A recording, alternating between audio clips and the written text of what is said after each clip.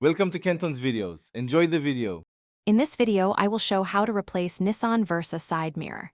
Start by gathering tools: flathead, Phillips, trim tool, and replacement mirror assembly. Remove the interior trim panel carefully to access mounting screws and unplug the mirror connector if present. Keep screws and clips in a small container to avoid losing them. I'll guide you through removing the old mirror, transferring any components, and installing the new mirror securely.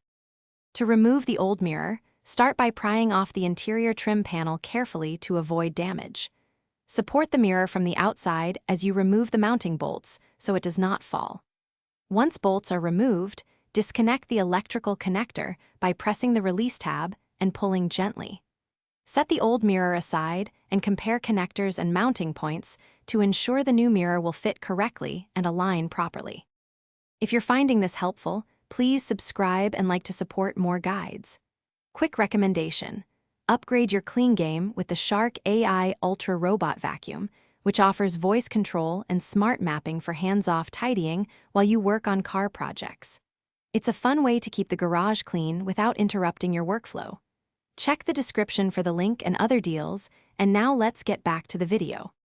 Position the replacement mirror on the door, threading mounting bolts by hand to avoid cross-threading and to hold alignment.